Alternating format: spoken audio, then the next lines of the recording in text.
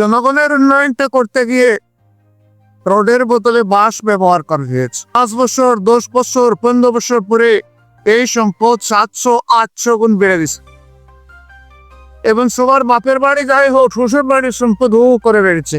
এই 54 বছরে দেশ এবং জাতির কোনো উন্নয়ন হয় নাই, এ কথা আমি কখনো বলি নাই, বলবো না। উন্নয়ন হয়েছে দুই ধরনের, একটা জনগণের আর একটা রাজনৈতিক নেতাকর্মীর। জনগণের উন্নয়নটা করতে গিয়ে রোডের বদলে বাঁশ ব্যবহার করা হয়েছে, সিমেন্টের বদলে ছাই ব্যবহার করা হয়েছে। জনগণের উন্নয়নটা করতে গিয়ে বাংলাদেশ থেকে 28 লক্ষ কোটি টাকা শুধু 15.5 বছরে বিদেশে পাচার করা হয়েছে। দেশের বুকে মাটির নিচে কত বস্তা আছে তা আমরা জানি না। এই 54 বছরে বহু দলের রাজনৈতিক নেতা নেত্রীরা দেশ পরিচালনা করেছেন।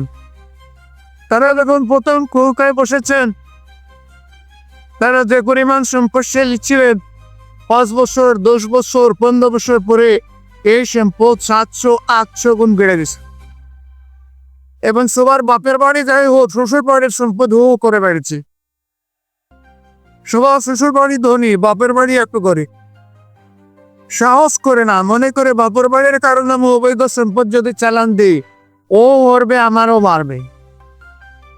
এই জন্য শাশুড়ি, শ্বশুর, ননস, তারপরে এরকম যারা আছে, জেঠু, শালা, সেলিকা, শালার বউ, বউয়ের বাচ্চা, সব বিলার নামে সম্পদ করেছে।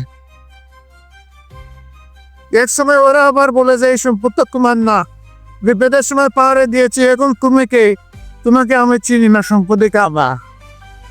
তখন অনেকে আবার আত্মহত্যা করে, অনেকে আবার পাবনায় দিয়ে আশ্রয় নেয়, অনেকে মনের দুঃখে দেশ ছেড়ে চলে যায়, বোবগুড়ে হয়ে ঘুরায়, আর অনেকে দেশ ছেড়ে গিয়ে কলপতার উপরেও শুয়ে থাকে।